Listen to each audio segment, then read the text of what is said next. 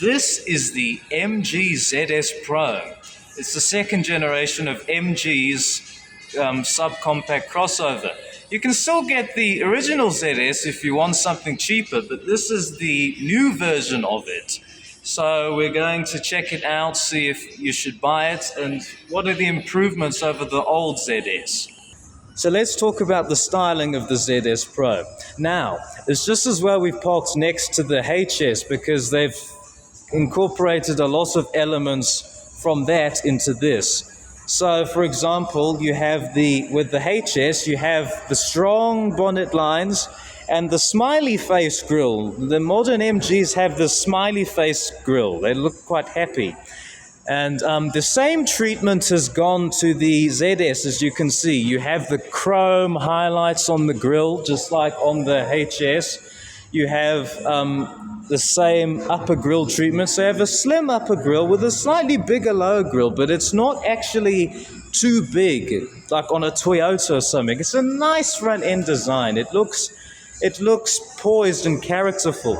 You also have your camera for your 360 camera. You have your octagonal MG badge, and you have really strong clamshell bonnet lines, and you have LED headlights, and you also have real air vents at the front. Even Mercedes, like high-end Mercedes sports cars, they don't have real air vents at the front. This does, and that is to channel air across the side of the car, which aids fuel efficiency.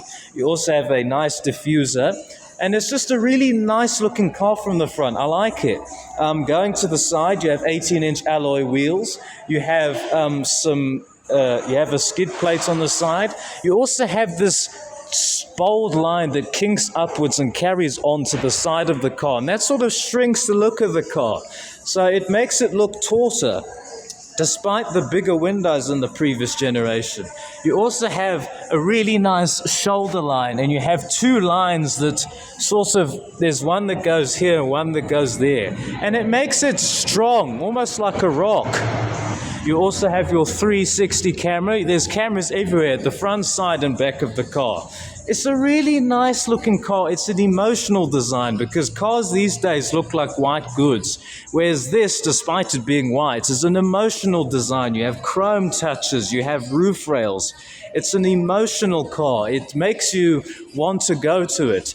And then moving to the back, you have these arrow-like LED lights. You have a really nice, again, bold and strong creases. You also have a nice diffuser with some exhausts, parking sensors.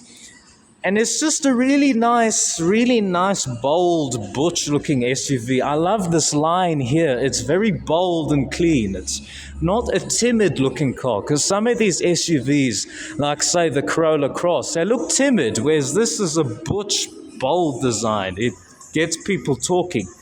So, as I say, it's a really nice design. I really love it.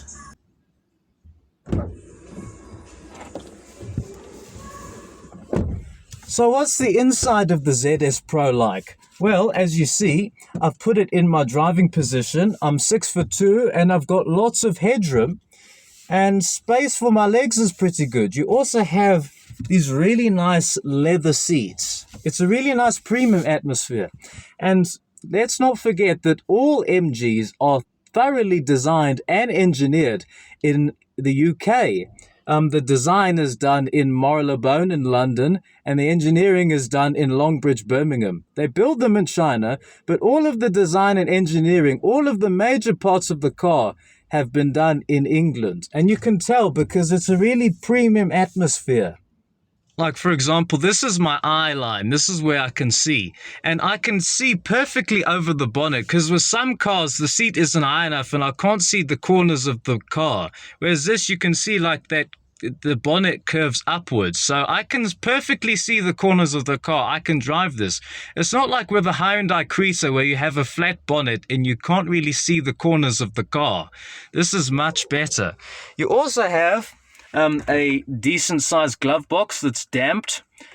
You have soft touch leather materials, a really nice big screen, and a digital speedometer. You also have, I love this, you have wood trim. I love interior with wood trim. Instead of piano back, they've put wood, and I love wood.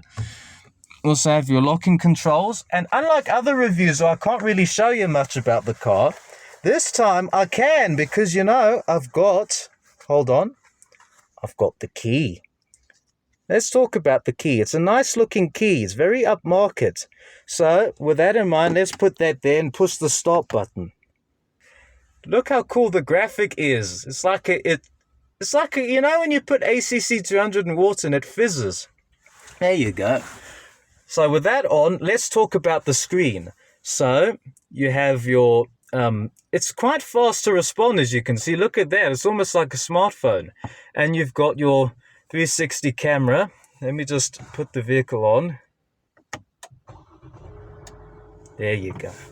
Right. So now, as you can see, you have the digital speed display. You have your drive mode. So you have normal, you have sport, eco. Normal, sport, eco. And with that in mind, I can now show you the 360 camera. So there it is. You have the front angle, you have the side angle, the rear angle, and the other side angle. So if you crash this car, then it's really your fault, because you can see everything, as you can see here. You can play around with it. So you have a normal view, you have a wide angle view. So as I say, if you crash this car, it's really your problem, because hey, how are you going to crash this thing? You also have your track line. So when you reverse and do all of that, you have that, your radar wall. So if you turn the car, it should show you like your track lines and stuff. And then you have your home button. You have vehicle controls here, so you can turn the traction control off, your auto hold. You have your key unlock mode, towing mode. It's really quiet as well. You can also see your service, and you also have MG Pilot Driver's Assist. So as you can see, it has adaptive cruise control. It can help to keep you in lane. It can also read speed signs, so it prevents you from going over the speed limit. I would really turn all that off. But you see, front collision assist, lane departure warning, audible warning. You can't crash this car. No matter how hard you try, you cannot crash this thing. They really don't want you crashing. Blind spot detection, rear cross traffic alert, rear collision warning, all of this stuff. Like, if you crash this car, then you shouldn't have a license. You can also set up the welcome headlights, the follow me home, the find my car response. So if you click the unlock button on the key twice, or the lock button, I can't remember, it will flash and also hoot. So you can turn that off and do what you want with it. So overall, it's a very responsive infotainment system. And you can also change the, you see there's a star button on the steering wheel. So you can change the function of that, e.g. your 360 camera, your AC mode, your SRC, your vehicle control menu. So you can do a lot of functions with it. You'll also main beam. Now, you also have your climate settings into the screen. Now, a lot of people are putting the climate controls in the screen, but this is not too bad, because at least you have a shortcut button. So you can turn the aircon on and off like that, or you can go deep into the menu.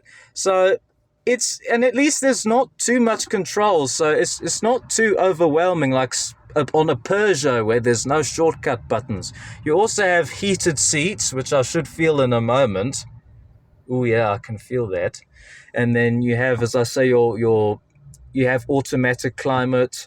I'd still rather have physical volume knobs, but this isn't too bad. And then moving on to our driver's display, right? So as you can see, it's really intuitive and it's quite defined, because like on Hyundai and Kia products, the digital display is not really that good. It looks quite cheap. Whereas here you have nice details. You see, that's the warning for your speed that I was talking to you about earlier. Let's just turn that off. This heated seat is really nice. You get for the driver and the passenger. Perfect on a cold day like this. Intelligent overspeed alerts. I think if I turn that off, it's off. You see, you can see it there. And then this is, so say if you set the speed warning to 120 and you go more than that, the car will tell you. So you just click that and then it will tell you. As you can see, you have It tells you everything, this car. Oh, this heated seat is nice. But anyway, back to the driver's display. You have various functions for it. So that's your volume button, your mute. There you have your tire pressure monitoring. So that tells you when you need to pump your tires. It also tells you how much levels you have in your battery. You also have your dates and that, as you can see. How long you've been driving, that's your trip computer, your liters per 100 kilometer, your accumulated total. You also have your brightness level, so you can adjust the brightness for the display. So if it's night, you can make it lower. If it's so let's just keep it as that. Your overspeed threshold, so again, it tells you when you've gone over the speed limit. I don't know what that does. So yeah, that's basically all the functions. And as you can see, I'm clicking it and it's very responsive. So, you know, it's not laggy at all like some of the systems. But yeah, it's really, really high quality interior, as you can see. And then you do that. You also have voice recognition. And you also have, what's this? Panoramic sunroof. So you also, and that, as you can see, it's letting more light into the cabin. And unlike most panoramic sunroofs where it just does that, no, this one opens as well. You can see there. See? It opens. And then you can be like the Pope and put your hands in the air.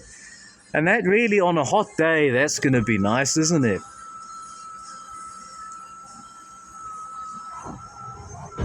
The ZS Pro then has a lot of cool features, but it's also practical as well. Space in the back is really good too, with a 6'2" male such as myself having plenty of space. The back has lots of creature comforts too. You've got some air vents for your rear passengers, also a USB port for your brats who like to use their phones instead of looking out the window. You have a coat hook, sort of like an old Volkswagen models.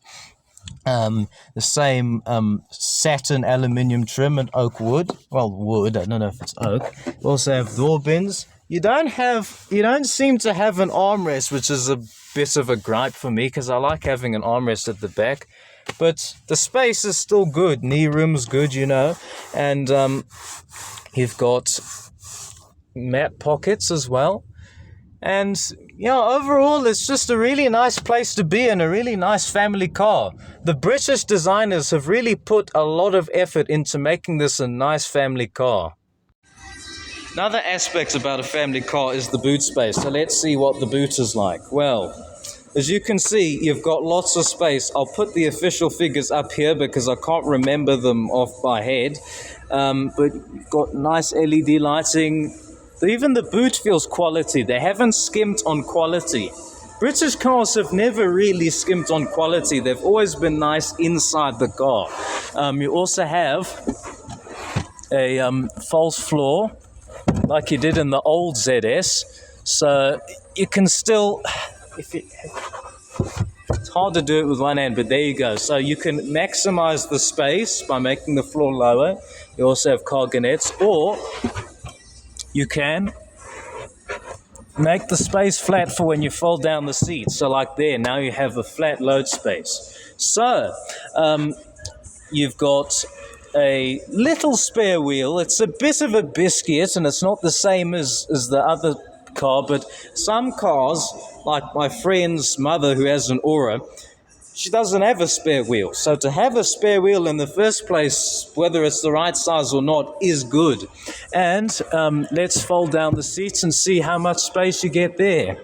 There's no levers in the back here. You do have to go around and fold down the seats. Now you have even more space. You could probably sleep in here. In fact, you can use your family car to make your family even more, because that's how much space you have in the back here. You can multiply your family with all of the space in the back here. You have also your first aid kit, but it's just really a lot of space. So, the ZS Pro has a really large boot for its segment, and the boot has lots of clever party tricks, making family life a breeze. The engine is a 1.5 turbocharged petrol mated to a CVT gearbox, putting out 125 kilowatts and 275 newton meters. Fuel economy is impressive too, with 6.9 liters per 100 kilometer. The ZS Pro is well priced too, starting at $397,600 for the base comfort and $431,500 for the top spec luxury shown here. Here are the spec levels for both models. So what's my verdict on the ZS Pro? Should you buy it? Well, yes, you should buy it. It's an MG. Of course, I'm going to say you should buy it because I'm British and I like MGs. No, but besides that, there's actually some serious logic behind what I'm saying, because it's a really nice family car. It's got a beautiful design.